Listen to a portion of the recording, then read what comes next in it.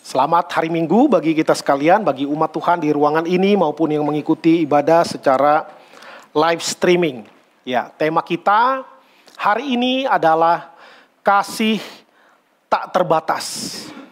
Kasih tak terbatas. Gambar di latar menggambarkan seperti bapa yang anak bungsunya pergi meninggalkan rumah, lalu berfoya-foya menghabiskan semua harta warisan yang dimintanya ketika bapaknya masih hidup. Kemudian setelah menjadi jatuh miskin kembali, bahkan menjadi gembel, betul-betul gembel, dia memutuskan kembali dan bapaknya yang mengasihinya menerimanya kembali dan bahkan memeluknya dengan erat dan bahkan mengadakan perayaan. Itu potret kasih tak terbatas. Namun itu hanya satu sisi yang menggambarkan tentang kasih.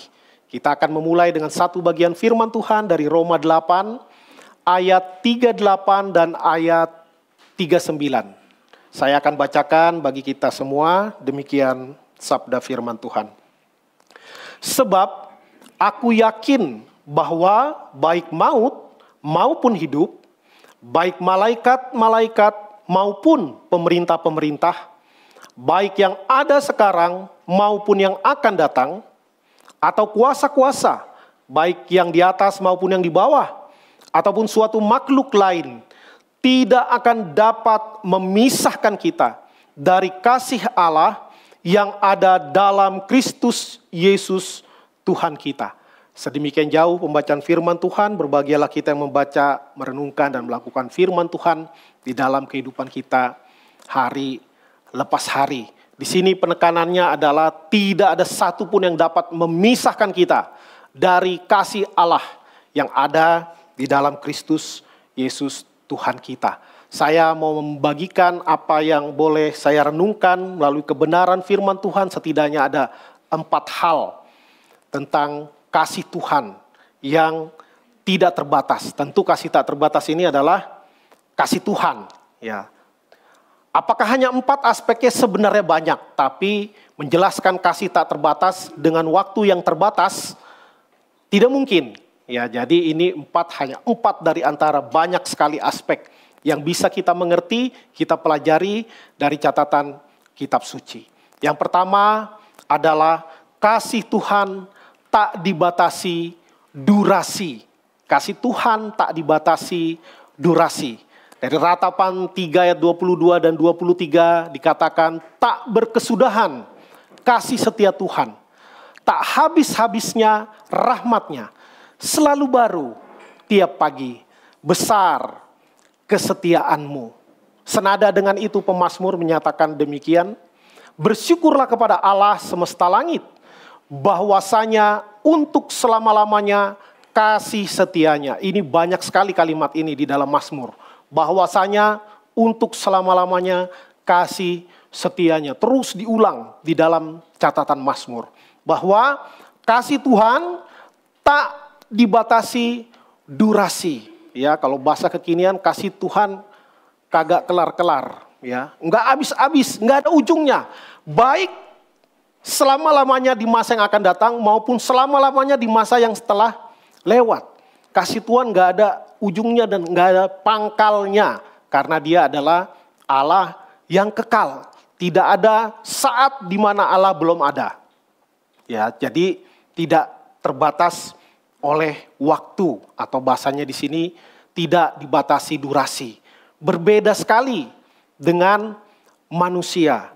Walaupun kita bisa mencari contoh. Ada banyak cinta seumur hidup. Ya, dari pasangan-pasangan. Mungkin kita yang menjalaninya atau mungkin kita pernah menonton di media sosial atau kita pernah membaca kisah ya bagaimana seorang pasangan yang terus berbakti kepada pasangannya seumur hidup. Misalnya ketika pasangannya sakit, dirawat, digendong kemana-mana. Wah, luar biasa.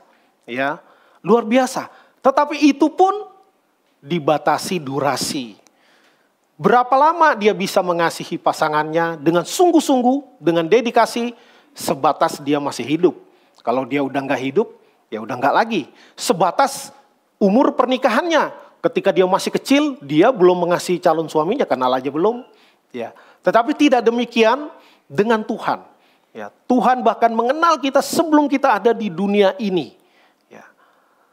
Jadi luar biasa, kita patut percaya kepada kasih Tuhan. Karena dia kekal. Dia ada sebelum nenek moyang kita, dan dia ada setelah kita jadi nenek moyang. Kita punya keturunan 10 keturunan ke bawah, 20 keturunan selanjutnya. Tuhan tetap mengasihi. Karena itu sudah sepantasnya kita mempercayakan hidup kita kepada kasih Tuhan. Berikutnya, kasih Tuhan sempurna secara esensi. Ya, ini ujungnya mesti si semua biar bagus pengalimatannya. Efesus 3 ayat 18 sampai 19 dicatat demikian. Aku berdoa supaya kamu bersama-sama dengan segala orang kudus dapat memahami betapa lebarnya dan panjangnya dan tingginya dan dalamnya kasih Kristus, dan dapat mengenal kasih itu, sekalipun ia melampaui segala pengetahuan. Dengan demikian kamu dipenuhi di dalam seluruh kepenuhan Allah. Ini berbicara tentang bahwa kasih Tuhan sempurna di dalam hakikatnya, di dalam esensinya. Jonathan Edwards pernah menyatakan demikian. Kasih Allah kepada orang-orang pilihannya tidak hanya besar, tetapi tidak terukur. Ia telah mengasihi mereka sejak kekekalan, dan kasihnya tidak akan pernah berakhir. Ya, saya memfokuskan kepada tidak terukur. Ya, kalimat tadi yang firman Tuhan yang kita baca dikatakan betapa panjangnya, betapa lebarnya, betapa tingginya, betapa dalamnya. Wah, ini tidak terhingga. Ini seperti menghitung volume bangun ruang. Ya, volume bangun ruang bisa diketahui karena panjangnya sekian, lebar sekian dikasih tahu.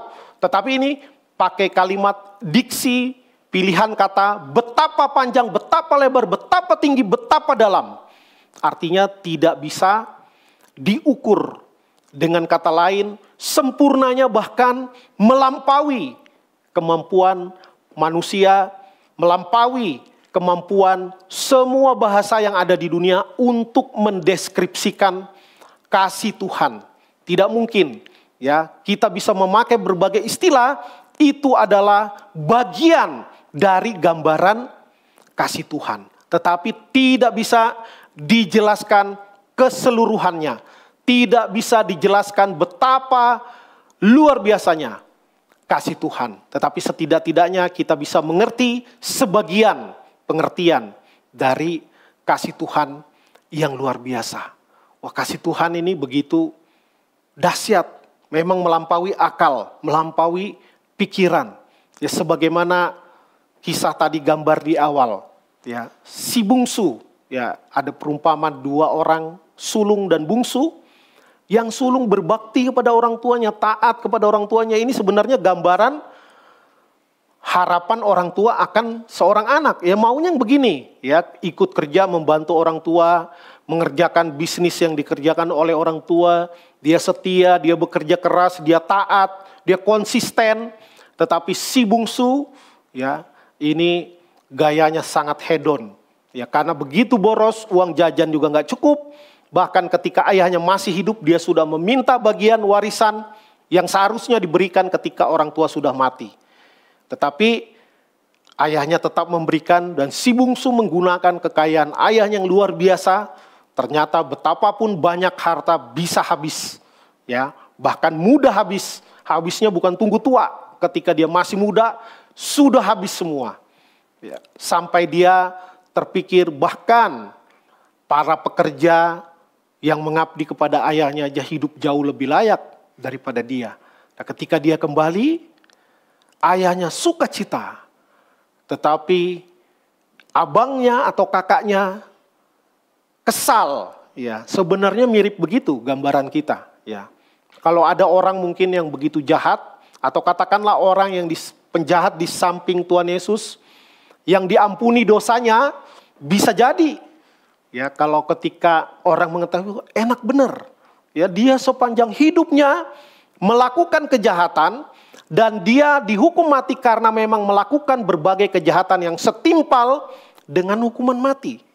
Tetapi tiba-tiba Yesus menyatakan, hari ini juga engkau bersama-sama dengan aku di Firdaus. Ya. Bisa jadi orang langsung terusik rasa keadilannya. Wah, enak benar ya.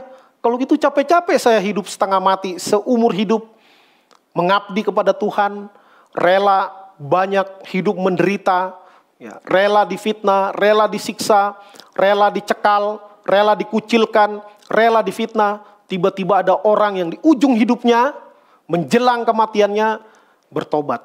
Nah, karena itu kita tidak bisa dengan sepenuhnya memahami akan kasih Allah.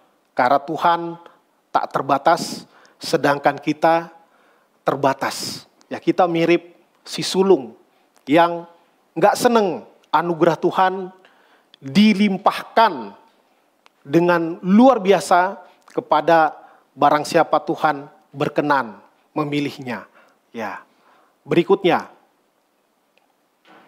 kasih Tuhan tidak dibatasi partisi, ya, tidak bisa dipisahkan. Ini ayat yang kita baca tadi.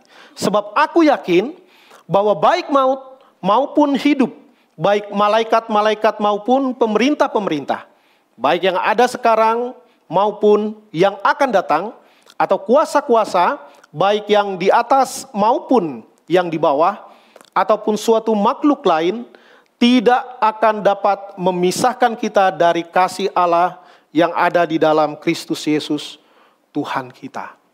Tidak ada yang bisa memisahkan. Partisi itu pemisah, ya. Jadi tidak bisa dibatasi oleh pemisah apapun, siapapun itu. Karena memang di dalam firman Tuhan dikatakan, jangan pernah takut kepada mereka yang bisa membinasakan tubuh. Tetapi takutlah kepada siapa yang bisa membinasakan baik tubuh maupun jiwa.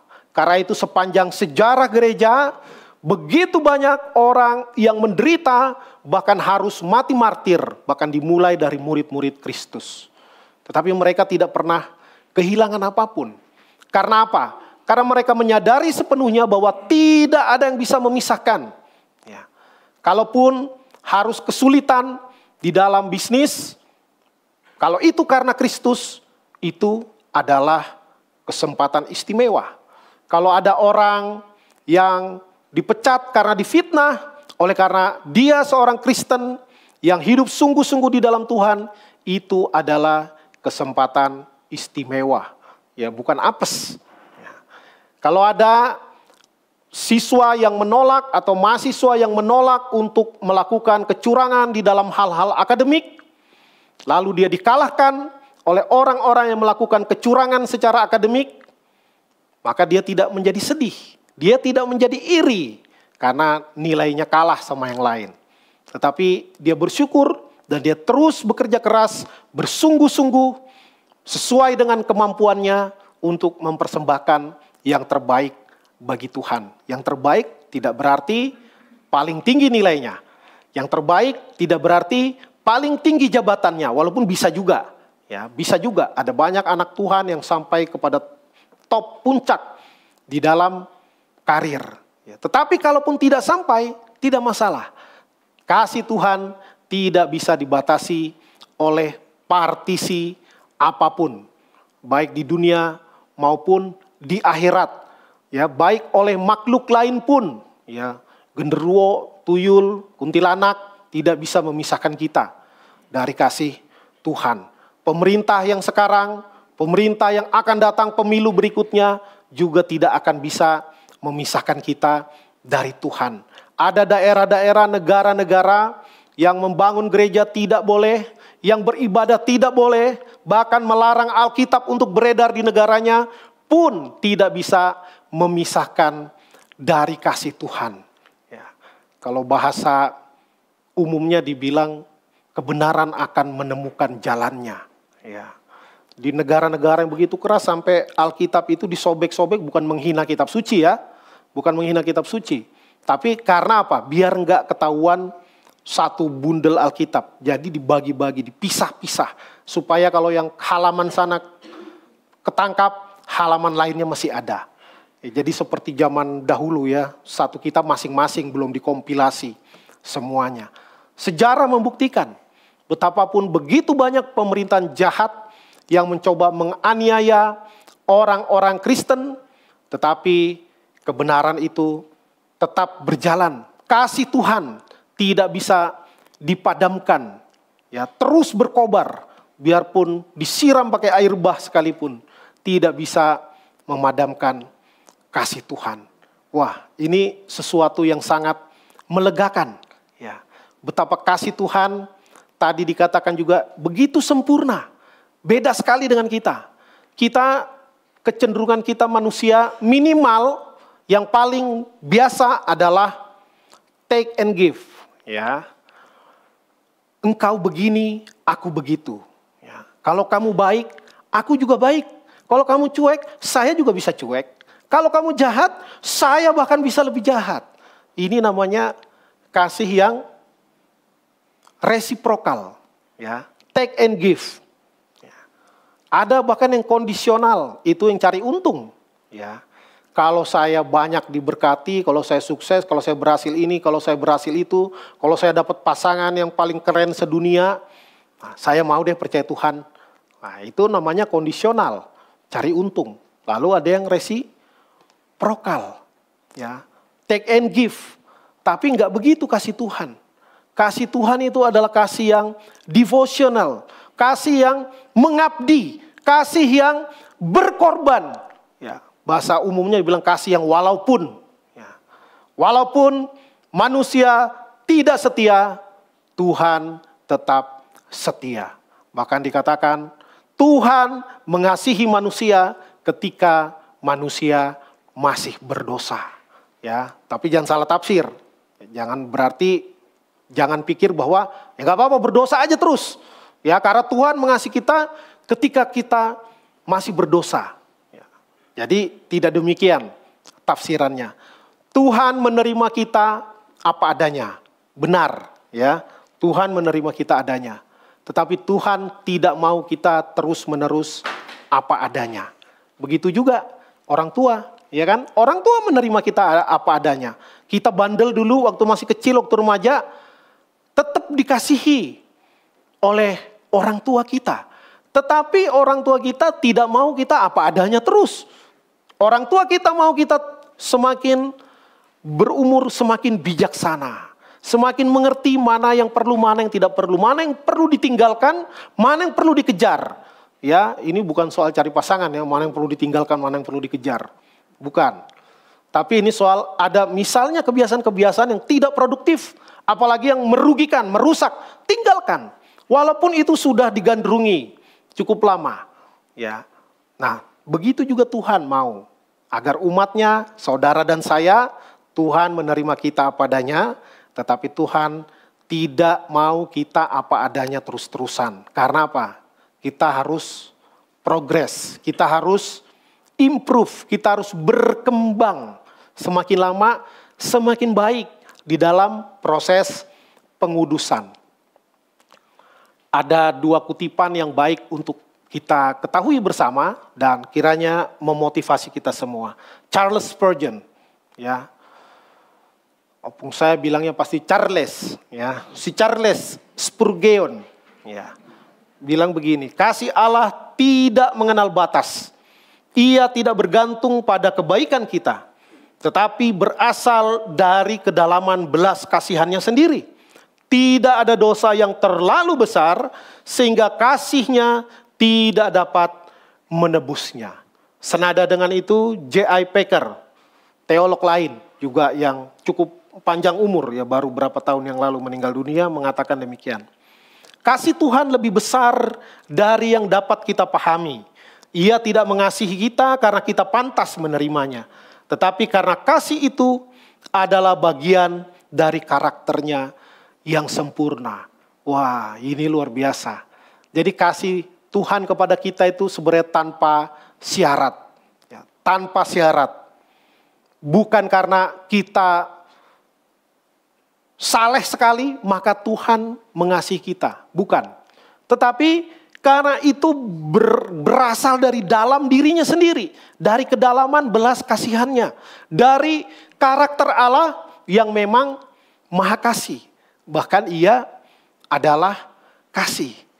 Tetapi secara akal logika, ya, secara konsekuensi logis, orang yang hutangnya banyak, nggak mungkin dibalas, nggak mungkin dilunasi, biarpun dicicil 7 turunan, tiba-tiba dihapuskan, ditebus hutangnya, udah ada yang bayar. Orang bersuka cita nggak? Bersuka cita, ya, misalnya kita ngutang 200 M untuk usaha, tiba-tiba kena COVID kemarin, waduh bangkrut, mau jual rumah, mau jual diri pun nggak bisa dilunasin. Ya, tiba-tiba dibilang ada yang melunasinya. Si Anu, kalau kita ketemu si Anu itu, kita hormat nggak? Pasti hormat nggak? Kalau gitu saya mau bikin utang lagi supaya nanti diampuni lagi. Enggak.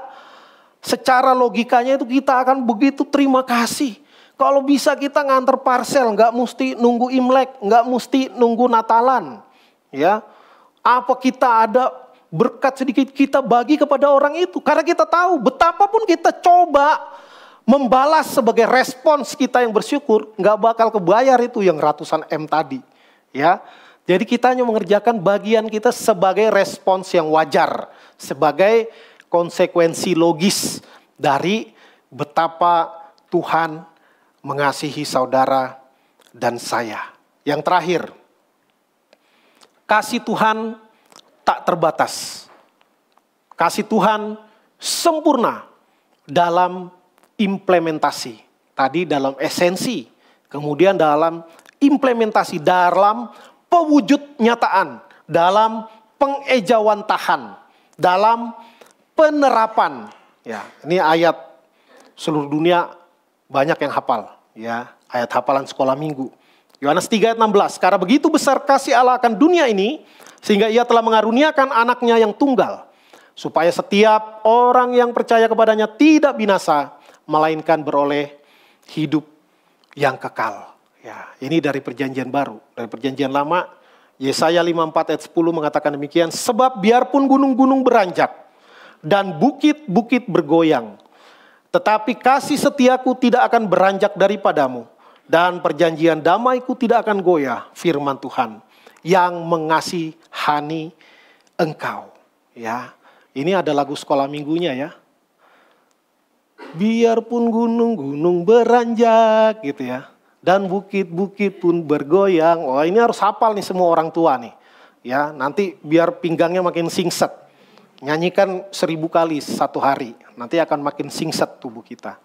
Ya, lagunya gitu ya. Jadi kasih setia Tuhan tak akan beranjak darimu, tak akan beranjak, tak akan bergoyang. Ya, itu lagu pujiannya. Nah, ada kutipan dari seorang teolog juga yang sangat disegani, R.C. Sproul. Ya, beda sama kita. Kita Rese Semprul, ya, kalau dia R.C. Sproul, ya, keren. Dikatakan kasih Allah tidak berubah, tidak bergantung pada keadaan atau tindakan kita. Kasihnya bagi umatnya adalah kasih yang kekal dan tak tergoyahkan. Ini kasih yang luar biasa yang diberikan Tuhan kepada kita, sempurna dalam implementasi. Nah, kasih Tuhan di sepanjang Alkitab itu dinyatakan, namun secara progresif, ya, disingkapkan tipis-tipis, setahap, bahkan di peristiwa-peristiwa yang mungkin banyak orang mencurigai Tuhan atau mencurigai Tuhan yang dikenal di dalam perjanjian lama sebagai Tuhan yang kejam. Sedangkan Tuhan di dalam perjanjian baru adalah Tuhan yang penuh kasih. Ya, sebenarnya mau perjanjian lama mau perjanjian baru itu Tuhan penuh kasih. Hanya Tuhan menyatakannya secara progresif. Ya, Tuhan menyatakan secara progresif. Tuhan mengasihi manusia sejak mulanya. Sejak dari Adam dan Hawa. Semuanya disediakan oleh Tuhan. Semua tersedia. Ya, tetapi manusia memilih untuk melawan Tuhan. Untuk berbuat dosa. Lalu diusir. Tega benar sih Tuhan. Ya. Kalimat-kalimat yang menyatakan tega benar sih Tuhan. Tuhan kok nggak berperi kemanusiaan? Ya memang bukan manusia. Ya. Kalau Tuhan ya berperi ketuhanan. Karena pikiran kita yang terbatas dan kita yang sudah jatuh di dalam manusia yang berdosa, bahkan dunia yang berdosa, ya karena itu dunia yang jatuh dalam dosa sudah tidak sempurna. Makanya ada gempa bumi, ada banjir, ada kebakaran. Ya. Dunia udah tidak stabil. Begitu juga dengan pikiran kita. Ya. Kok tega banget Tuhan mengusir manusia dari Taman Eden? Ya. Kalau nanti dia ke taman yang lain bagaimana? Ya. Itu pikiran kita. Ya. Kalau kita mau melihat Tuhan kasih, Tuhan justru yang memberikan gambaran bagaimana ada darah yang ditumpahkan, darah pihak lain, darah hewan, ditumpahkan untuk mengambil kulitnya lalu diberikan kepada Adam dan Hawa untuk menutupi ketelanjangannya, kesadaran mereka yang jadi tahu akan dosa, jadi malu. Itulah kasih Tuhan. Tuhan gak membinasakan Adam dan Hawa. Tuhan justru memberikan pakaian kepada mereka. Kalau mereka pakai pakaian dari daun-daun, berapa lama tahan? Belum kalau daunnya ada ulet bulunya. Apa enggak gatal itu? Iya kan? Lalu peristiwa air bah. Wah, air bah ini juga orang banyak yang menganggap, menilai, menuduh Tuhan tega benar ya. Ya. Untuk apa dunia diciptakan kalau lalu dibinasakan? Dihancurkan. Manusia binasa. Tetapi kalau kita melihat dari perspektif kasih Tuhan, maka kita jangan salah paham. Kasih tak terbatas juga dalam tanda kutip ada batasnya. Batasnya bukan karena kasihnya yang tak terbatas. Kasih Tuhan tidak pernah terlepas dari keadilan Tuhan. Kasih Tuhan tidak pernah terlepas dari kekudusan Tuhan. Kasih Tuhan tidak pernah terlepas dari kedaulatan Tuhan. Maka ketika air bah datang, ada yang diselamatkan. Siapa? Keluarga Nuh. Nuh sekeluarga. Apakah Tuhan tiba-tiba menurunkan air bah itu? Enggak tiba-tiba. Ada runtutannya. Ada runtutan peristiwa. Dibilang mereka ini sudah sangat jahat. Ya, maka Tuhan memberitahukan rencananya kepada Nuh. Maka Nuh membuat bahtera. Orang-orang melihat, ya kita bisa menduga bahwa Nuh pasti kasih tahu sama orang-orang di zamannya ini disuruh Tuhan karena akan ada datang banjir. Ya, orang bilang, lu pakai otak dong. Orang bikin kapal di dermaga, ini kok di gunung. Nggak tahu banjirnya bisa sampai gunung. Ya, banjirnya bisa sampai ke gunung. Kalau hujannya dahsyat, Tuhan buka semua mata air dari langit, dari bumi, ya, sampai membinasakan banyak orang. Tetapi kasih Tuhan melampaui semuanya. Ya, ada keluarga yang diselamatkan. Ada bahtera. Itu adalah kasih Tuhan. Cara Tuhan memelihara umatnya. Bahkan di dalam peristiwa Sodom dan Gomora. Wah, Tuhan membumi hanguskan Sodom dan Gomora. Orang kait-kaitkan itu Los Angeles, itu Sodom dan Gomora. Ya, nggak sesederhana itu.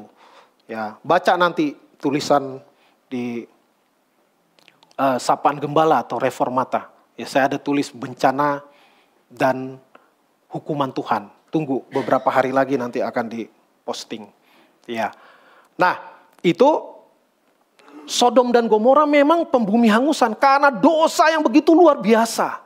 Ya, dosa yang membuat Tuhan muak dan marah karena kasihnya juga tidak memisahkan kekudusannya. bersamaan. Maka pembumi hangusan itu adalah konsekuensi logis. Ya. Sesuatu yang pantas untuk dunia yang berdosa, untuk manusia yang dengan sengaja melawan Allah dengan berbagai-bagai dosa. Tetapi Tuhan memberi peringatan, ya. Memberi peringatan kepada orang-orang pilihannya, kepada Abraham. Abraham dibolehkan mendoakan syafaat. Gimana Tuhan? Kalau ada 50 orang percaya, oke boleh. Mikir-mikir dia siapa ya 50 orang yang gak dapat nih. Tawar sampai 10 orang boleh kata Tuhan. Ya. Tetapi peringatan itu tidak diindahkan oleh orang-orang yang tidak mau bertobat.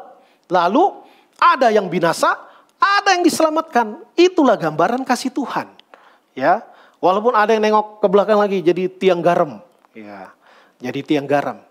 Tetapi tetap ada orang yang diselamatkan. Berbagai peristiwa di PA gereja kita membahas kitab-kitab nabi-nabi, mau nabi kecil, nabi besar. Itu pola ceritanya hampir sama. Akan ada yang binasa, tetapi selalu ada sisa, ya, sisa Israel, the remnant yang diselamatkan. Itu adalah bagian dari penetapan Tuhan, dari kasih Tuhan yang dibukakan secara progresif. Karena apa? Karena juru selamat datang dari bangsa Israel, dari bangsa Yahudi. Karena itu betapapun mereka dari penjajahan kepada penjajahan, dari penindasan kepada penindasan, tidak punah. Tidak punah walaupun negaranya hilang ribuan tahun. Tidak punah. Karena apa? Karena rencana Tuhan tidak mungkin gagal. Ya, Mesias lahir dari keturunan Israel. Di dalam diri Yesus Kristus. Itulah puncak implementasi kasih Tuhan. Inkarnasi. Tuhan menjadi manusia. Peristiwa salib, bukan semua salib, tetapi peristiwa penyaliban Yesus Kristus, hukuman mati yang ditanggungnya, disalibkan sampai mati, sehingga darah ditumpahkan, tubuhnya tercabik-cabik demi keselamatan saudara dan saya. Lalu dia bangkit mengalahkan kematian, dia naik ke surga, bertahta dalam kemuliaan dan keagungan dan kejayaan sampai selama-lamanya. Itu adalah puncak implementasi kasih Tuhan. Ya. Maka kasih bukan sekadar retorika, bukan sekadar pengetahuan. Tetapi kasih itu harus terwujud nyata dalam tindakan. Dalam tadi yang saya jelaskan, kasih yang devotional, kasih yang mendedikasikan hidup, kasih yang terlihat di dalam perkataan, di dalam tindakan, di dalam semua kehidupan kita dari Senin sampai Senin, ya, setiap hari, setiap saat. Ya. Maka biarlah kasih Tuhan itu memenuhi hidup kita dan membuat kita terus bertumbuh secara progresif di dalam keimanan, di dalam kekudusan hidup kita. Dan kita harus ingat bahwa kasih yang tak terbatas tidak berarti kasih Tuhan itu bersifat permisif. Ya. Jangan salah paham kita. Tidak ada dosa yang tidak bisa ditebus oleh Tuhan. Tetapi setelah kita ditebus oleh Tuhan, kita diminta Tuhan untuk menjalani proses pengudusan yang progresif. Karena itu kasih Tuhan yang tak terbatas bukan kasih permisif, tetapi kasih transformatif. Kasih yang akan terus mempurifikasi kita, memurnikan kita, sehingga kita membangun kerinduan, kesukaan untuk mengejar panggilan Tuhan dalam hidup kita. Untuk mengejar kekudusan, untuk membangun relasi yang lebih intim dan lebih intim dengan Tuhan. Sehingga kita tidak akan mudah diombang-ambingkan oleh rupa-rupa angin pengajaran, tidak akan mudah untuk digoda dengan bujuk rayu dunia, dengan sistem di dunia ini yang sudah jatuh ke dalam dosa. Kita akan diberanikan untuk mengatakan tidak kepada dosa, apapun bentuknya. Kiranya kasih Tuhan yang tak terbatas, yang telah menerima kita apa adanya, menggugah kita, sekaligus menggugat kita untuk semakin hari semakin merayakan kasih Tuhan dengan cara mengasihi diri, hidup benar, istirahat cukup, semua yang baik untuk diri kita, mengasihi sesama, mengasihi pasangan, mengasihi orang tua, mengasihi guru, mengasihi anak, mengasihi orang-orang yang bekerja untuk kita, mengasihi organisasi, mengasihi gereja, mengasihi bahkan mereka yang berbeda iman dengan kita, yang berbeda suku dengan kita. Karena kasih melampaui semua partisi yang ada, yang tadi sudah dijelaskan. Kira Tuhan memberkati kita, Tuhan memampukan kita untuk merayakan dan mengimplementasikan kasih Tuhan di dalam kehidupan kita masing-masing. Amin. Kita berdoa.